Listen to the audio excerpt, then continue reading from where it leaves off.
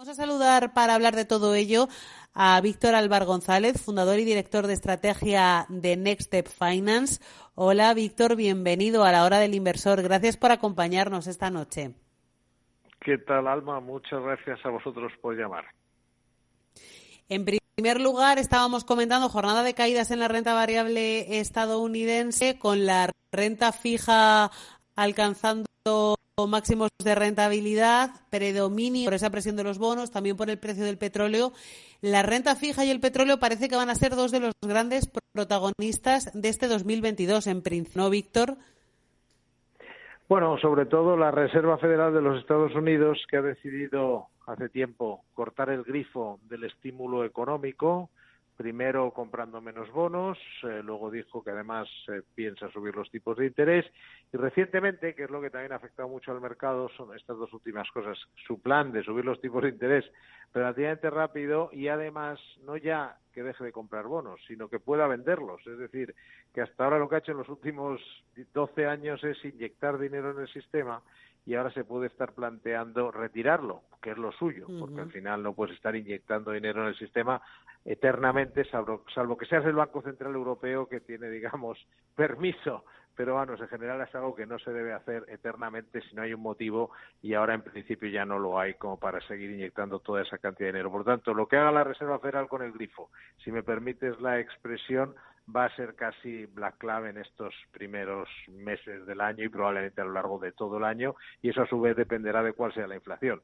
En esto la Fed propone y la inflación dispone. Los bancos centrales tienen sus ideas, pero quien marca el ritmo será la inflación. Sí, te quería preguntar, parece que esa reducción de balance por parte de la Fed puede incluso afectar más al funcionamiento de la renta variable que esas subidas de tipos. Hablando de subidas de tipos, en principio las oficiales, yo digo las oficiales son 3, se llega a hablar de 7. No sé si va a ser suficiente precisamente para controlar esa inflación. Supongo que ellos también tendrán que ir testando. Sí, yo creo que la gente también, ya sabes, los mercados son muy maníaco-depresivos y hemos pasado de que la gente no le preocupaba en nada lo que decía la Fed, ni la inflación ni nada, a plantearse como si fuera a ser, no, o sea, aquí lo que vamos a tener es una inflación mayor de la que había antes de la pandemia, eso está claro, el BCE, el Banco Central Europeo, dice que no, que vamos a volver a donde estábamos, pero eso no se lo creen ni ellos. Pero ahora no vamos a mantener inflaciones, yo creo, del nivel que estamos viviendo ahora, de 5 o 6% en Europa, Estados Unidos, a esos niveles no. Lo que va a haber es una inflación relativamente alta, pero piensa simplemente una cosa, se va a notar, por ejemplo, el impacto que tiene el absentismo que ha generado esto en breve se notará el impacto que ha tenido el absentismo laboral de Omicron, es decir, que va a bajar la demanda global, va a bajar esta animación económica que hemos vivido a finales de antes de que llegara Omicron, que había una demanda brutal, que todo el mundo, como es lógico, quería salir, vivir, comprar, como es lógico, insisto, bueno, eso va a bajar como consecuencia de esto y se va a notar, por ejemplo. O sea que la inflación no va a mantenerse, yo creo, en estos niveles y por lo tanto la Fed tampoco va a ir, no es ni lo que se pensaba antes, que no iba a hacer nada, ni que vaya a ir ahora con el hacha a fastidiar a la economía y a todos los ciudadanos y consumidores. No, será algo probablemente, de momento, con lo que tenemos por delante, lo más probable es que sea algo gradual y, digamos, hecho con cierta amabilidad, si me permite la expresión. Pero bueno, es lógico que los mercados son muy sensibles y se asustan con los cambios. Luego ya lo irán asumiendo. Y una cosa muy importante, no toda la renta variable se ve igual de afectada por lo que haga la Reserva Federal o porque suba la inflación. De hecho, hay sectores que les viene bien que haya cierto nivel de inflación. Por ejemplo, las materias primas o incluso el sector financiero, si suben los tipos de interés, pues coloca los créditos más caros. Es decir, que también luego se irá diferenciando a quién le hace más daño. Por ejemplo, estamos viendo cómo la tecnología sufre más. ¿Por qué? Porque la gente asocia que cuando el dinero ha sido muy barato y muy abundante, el Nasdaq, la tecnología, ha sido lo que mejor funciona y ahora piensan lo contrario. Esto parte con razón, pero por las mismas habrá sectores que no les venga tan mal. Esto va a ser muy importante también este año. Víctor, también hay una cosa que quería hablar contigo en relación a esto que has dicho sobre Omicron y sobre cómo ha paralizado un poco la actividad. Es verdad que en el momento en el que se empieza a hablar de esta nueva variante del coronavirus hay un susto literal en los mercados, hay caídas del 5% que llevábamos mucho tiempo sin ver, eso fue el último viernes de noviembre, pero parece que al mercado se le ha olvidado muy rápido esta nueva variante, que es más leve, efectivamente, provoca menos hospitalizaciones, pero hace que mucha gente no pueda ir a trabajar durante 7 días, en el caso de España, que es el protocolo que tenemos, y eso puede provocar el colapso de un país. Sí, lo que pasa es que los mercados, por naturaleza, miran hacia adelante. Miran lo que va a pasar dentro de 3, 6 meses. Por eso también miran qué va a hacer las subidas de tipos de las que hablamos. Ninguna va a ser antes de probablemente de marzo. Pero bueno, el mercado siempre mira hacia adelante. Esto es una norma de funcionamiento del mercado. Con lo de Omicron pasa lo mismo. El mercado está razonando, ya veremos si con razón o sin ella, que Omicron es casi como la última fase. Es decir, es tan contagiosa que ya el que no esté contagiado estará vacunado y de una u otra manera en unos meses, insisto, es lo que siente el mercado, porque también un poco está en la sociedad, lo que va a pasar es que ya estaríamos, si no inmunizados, ya vamos entrando en una fase distinta.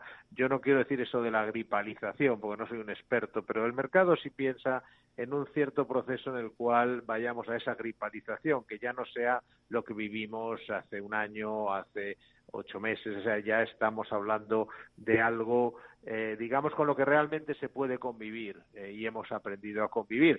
Bueno, ahí tampoco están calculando que los gobiernos y tal, pues tampoco han hecho mucho por mejorar la atención primaria, con lo cual lo de convivir es muy relativo, ¿no? Pero bueno, claro, en principio, te digo, los mercados lo ven así, lo ven como la última fase y que una vez superada esta de Omicron, una vez, dicho de otra manera, una vez Omicron sea la variante predominante, podemos estar empezando a hablar de ese paso de pandemia a una situación endémica, que no es que sea buena, pero que será, y que además según se acerque los meses de verano, eso ya lo vimos la otra vez, pues también ayude. Eso ya ha pasado, ya lo hemos visto, no es una pura elucubración, ¿no? El mercado está mirando a 3, 6 meses vista. Y hablando, estábamos enfocados, centrados en hablar de Estados Unidos, en esa trascendencia que tiene cada uno de los mensajes que lanza el presidente de la Reserva Federal, que levanta una ceja más que la otra y ya los mercados están reaccionando. Aquí en Europa los bancos centrales en principio están más tranquilos, el Banco Central Europeo no quiere ni hablar o oír de momento de esa subida de tipos. Entonces, ¿cómo vamos a controlar la inflación aquí? Porque no es tan preocupante como en Estados Unidos, pero por unas pocas décimas. Bueno, exacto. Es que básicamente lo que yo creo, que lo que quiere hacer el Banco Central Europeo es aguantar lo más posible antes de hacer algo al respecto. Y es curioso porque nadie le está diciendo que suba los tipos de interés. Lo que le están diciendo el mercado, y yo coincido con esta visión, es, oiga, no hace falta que suba usted los tipos de interés, pero no eche leña al fuego. Es que está usted inyectando dinero como si estuviéramos en plena pandemia. Fíjate, es una cosa irónica. El programa que está, como se les ha acabado el programa, el Banco Central Europeo tampoco puede hacer exactamente lo que quiere, entonces tiene unos programas y ellos hasta ahora están comprando bonos, es decir, echando leña al fuego de la inflación en base a un programa hecho para hacer frente a la pandemia. Bien, pero se les ha acabado, ese ya no existe. Entonces se han tenido que agarrar a uno que había antes, que se hizo cuando Europa estaba en riesgo de deflación. Acuérdate, hace unos años, pues había la euroesclerosis, la economía europea no crecía, la inflación cada vez era más baja, incluso peligrosamente baja, era la hipotermia, y todo esto se creó un programa de compra de bonos, ¿no? Pues sobre ese se están apoyando para estar comprando bonos. Es una situación ridícula. Yo creo que en un plazo relativamente corto de tiempo dirán, bueno, tal vez la inflación ya lo está. Guindos, que actúa un poco que lanza un poco los globos sonda del Banco Central Europeo, y ya está diciendo que bueno, que a lo mejor la inflación no es tan transitoria. Lo siguiente será, bueno, vamos a empezar a comprar menos bonos, porque a lo mejor esto de seguir metiendo dinero en el sistema no es bueno para la inflación. Lo que pasa es que ellos van a tener ahora una excusa. Yo creo que es posible que, como Omicron ha sido tan duro en Europa a nivel de absentismo laboral, etcétera, probablemente hay una bajada de la inflación que les permita decir, bueno, teníamos razón. pero vamos, eso será temporal. Al final no puedes estar eternamente comprando bonos cuando la inflación bien puede bajar un poco, pero ya no se va a ser la que era. Claro, va a ser una cosa completamente coyuntural. Pues un poco con todos estos mimbres, no sé si antes citabas alguno de esos sectores que se pueden beneficiados en este 2022 dentro de la renta variable por esa situación de inflación, etcétera, etcétera. No sé si para terminar nos quieres dar algún tipo de apunte de esos sectores en los que tú te fijas en positivo y en negativo en año que acaba de empezar hace 18 días. Bueno, en positivo, por ejemplo, ya lo he mencionado, materias primas, sector financiero.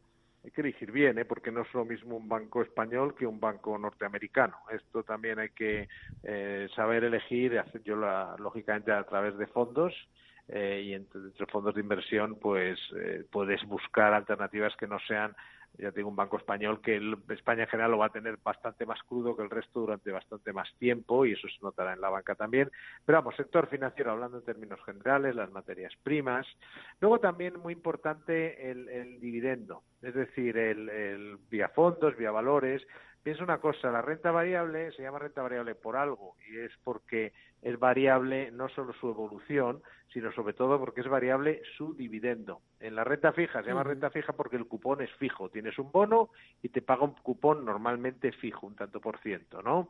El dividendo se mueve, y el dividendo en una economía que crece tiende a superar o por lo menos igualar la inflación. Es decir, que las empresas pagan dividendos que se adaptan a la inflación. Normalmente intentan adaptarse a la inflación, y eso cuando la economía crece, y no hablo tanto de la economía española, sino otros países, pues eso es fácil hacerlo. En otras palabras, los fondos que invierten, por ejemplo, en economías, en sectores donde el dividendo es alto, ayuda mucho a enfrentarse a la inflación, porque los dividendos se adaptan al alza y se pueden adaptar a la inflación de forma que la vayan cubriendo. Insisto, la economía cuando pase Ómicron seguirá creciendo porque se ha metido un estímulo monetario y económico absolutamente brutal, y eso se va a seguir notando. Muy mal tendría que darse para que no se notara. En ese entorno, el dividendo es importante para hacer, por ejemplo, frente a la inflación. Hay más, pero bueno, eso nos da una idea de quién se beneficia. Y luego es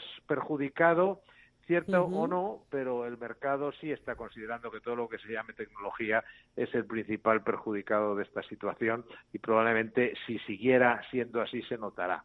Nosotros hace ya tiempo que vimos esta rotación, y hace ya tiempo que redujimos el precio de la tecnología, pero no eliminarla, porque seguimos en plena revolución digital. Lo que pasa es que ahora entramos en una situación diferente de la revolución digital, una tercera fase, que es la del metaverso, y todas las industrias que se benefician de eso, y entonces, bueno, hay que elegir otro tipo de tecnología que no esté, que digamos, pese más sus expectativas de beneficios y de crecimiento que el problema de los tipos de interés. Por lo tanto, más que eliminar la tecnología, es tener menos para dar lugar a otros sectores, espacio a otros sectores, y que la tecnología que tengamos esté apostando por negocios de tercera generación en tecnología que se vayan a beneficiar, como digo, del desarrollo del metaverso, que va a ser algo muy importante. Ahora todo el mundo es muy escéptico, pero también lo eran con Internet. Pero eso le queda un recorrido que ni nos imaginamos.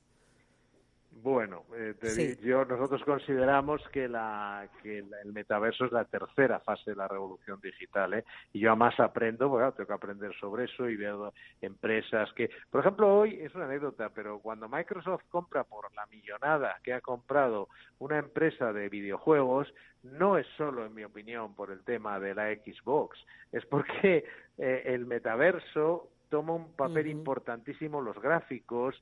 Nos vamos a ver en escenarios virtuales. ¿Quiénes son los especialistas en escenarios virtuales? Pues las empresas de videojuegos. Cualquiera que tiene hijos y los ha visto se da cuenta de esto, ¿no? En fin, vamos a vivir una etapa muy interesante ahí, y bueno, es un poco largo explicar, pero en términos generales, a través de determinado tipo de fondos podemos aprovecharnos de lo que va a ser una siguiente fase de la revolución digital. Y veremos qué pasa también con ese sector turístico, que ha vuelto a ser en 2021 uno de los grandes damnificados, a ver si finalmente en 2022 termina por arrancar. Yo creo que ha quedado... Dime.